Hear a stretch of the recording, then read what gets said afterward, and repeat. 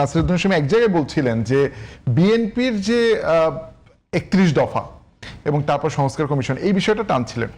আজকেও 11 দলীয় জোটের সিলেটে মহাসমাবেশ হয়েছে এবং তারা আলটিমেটাম দিয়েছিল যে সিলেটের সমাবেশের আগে যদি গণভোট এবং সংবিধান সংস্কার কমিশন বা এই যে সংস্কার কমিশনের যে সেগুলো বাস্তবায়ন না হয় তাহলে তারা আসলে ওই দিন বলেছিলেন যে বিরোধী দল যদি ব্যর্থ হয় সরকারকেও তারা ব্যর্থ করে দেবে।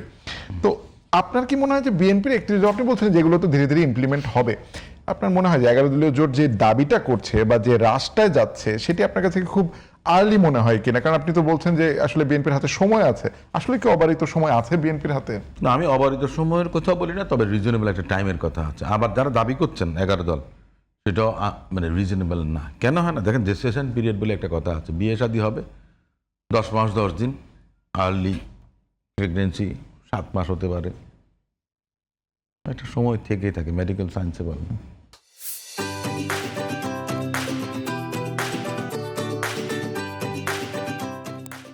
সতেরো বছরের জঞ্জাল, তাই না?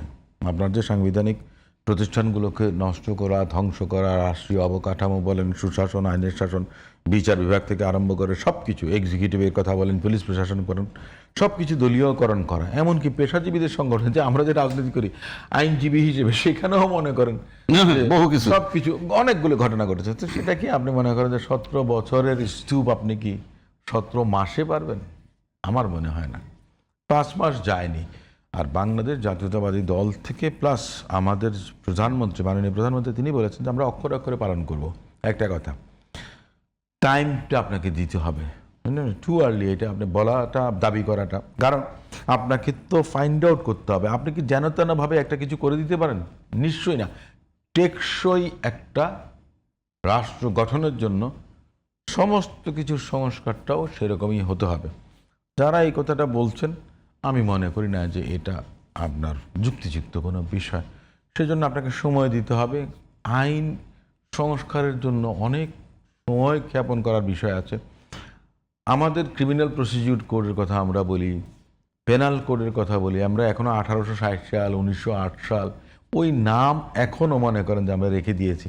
একজন আইনজীবী হিসেবে আমি যদি বলি, অনেক আইন আছে, এভিডেন্স অ্যাক্ট, কত 1872 নাকি এভিডেন্স অ্যাক্ট, সেই নামেই এখনো শিরোনামেই কিন্তু আছে। আপনি পার্শ্ববর্তী দেশ ভারতে যান, কিংবা পাকিস্তানে যান, কিংবা শ্রীলঙ্কাতে যান, কমনওয়েলথভুক্ত যে সমস্ত দেশগুলো আছে, তারা কিন্তু তাদের শিরোনাম চেঞ্জ করেছেন।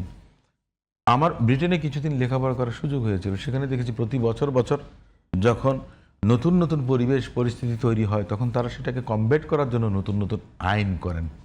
এটাকে বলি আমরা প্রাকৃতিক অভিযোজনের কথা, যেটাতে টিকে থাকতে না পেরে ডাইনোসর এলিমিনেট হয়ে গেছে, তেলাপোকা কিন্তু এখনো রয়ে গেছে। আর এমনকি একটা বলছে ককরোচ পার্টি নামে একটা পার্টি হয়েছে ভারতে, সেখানেও খুব আন্দোলন চলছে। তো তাহলে একটা জিনিস সিম্বলিক অনেকগুলো বিষয় আছে যে আপনাকে একটা রিজনেবল টাইম দিতে হবে। কিন্তু বেশ আমি একটু ইন্টারাপ্ট করি এই জায়গায়, যে জামায়াত এবং এনসিপি বারবার যেটা বলে যে আসলে 5 মাস এই সময়ের মধ্যে বিএনপি সরকার হিসেবে এমন কোনো আশাবাদ মানুষকে দেখাতে পারেনি যেটি তাকে পূর্ববর্তী সরকারের থেকে আলাদা করে, এক্সেপ্ট প্রধানমন্ত্রীর ব্যক্তিগত ভূমিকা এবং তার কার্যক্রম ছাড়া। দেখেন, বলে না গ্রাম দেশে একটা কথা আছে, আগের হাল যেদিকে পিছের হাল সেদিকে। প্রধানমন্ত্রী যে মেসেজটা দিয়েছেন, সব কিছু কিন্তু তার ওই এমপিরা বলেন, তার মন্ত্রীরা বলেন, সে সচিবরা বলেন, চাপরাশি বলেন, পিয়ন বলেন, দারোয়ান বলেন, সবাই কিন্তু তাই কিন্তু ফলো করছেন। আপনাকে একটা এক্সাম্পল হিসাবে জাতির সামনে তৈরি করতে হবে, অবস্থান নির্দেশনা দিয়ে প্রতিষ্ঠিত করতে হবে। এই দেশে তো মনে করেন যে মরহুম প্রেসিডেন্ট জিয়াউর রহমান সাহেব 3.5 বছর মাত্র দেশ শাসনের সুযোগ পেয়েছেন, কিন্তু উনার যে ভিশনারি এইটা ছিল, 3.5 বছরে যে হেনরি কিসিঞ্জারের তলাবিহীন ঝুড়ি থেকে একটা সমৃদ্ধির ভাণ্ডারের বাংলাদেশ হিসেবে তিনি কিন্তু প্রতিষ্ঠিত করেছেন। ওনার যে মূল মন্ত্রগুলো ছিল, তার উপরে কিন্তু বাংলাদেশের ফাউন্ডেশন। সে আরএমজির কথা বলেন, বিদেশে লোক পাঠানোর কথা বলেন, এমপ্লয়মেন্ট অপরচুনিটির কথা বলেন, ফরেন রেমিটেন্সের কথা বলেন, বিদেশে কাপড় রফতানির কথা বলেন, সমস্ত কিছু মিলিয়ে ধান গবেষণা ইনস্টিটিউট, যেটা যে 1 ফসলা জমিতে 3 ফসলা জমি করা, খাদ্যে স্বয়ংসম্পূর্ণতা অর্জন করা, বিদেশে আপনার খাদ্য রফতানি করা, একটা মানুষ 3.5 বছরের মধ্যে করেছেন। এই যে ভিশনটা জনাব তারেক রহমানের মধ্যে আছে, এবং ওনাকে বাকিরা ফলো করছেন। সো 5 বছরে আপনি আর কত কিছু চান, সরি 5 মাসে আপনি আর কত কিছু চান? সবকিছু আপনি একদিনে পাবেন। আমি মনে করি যে এটা খুব বেশি একজন মানুষের প্রতি এই চাওয়া পাওয়াটা অনেক বেশি আপনার জুলুম। আমি মনে করি ওনারা তো বলেন যে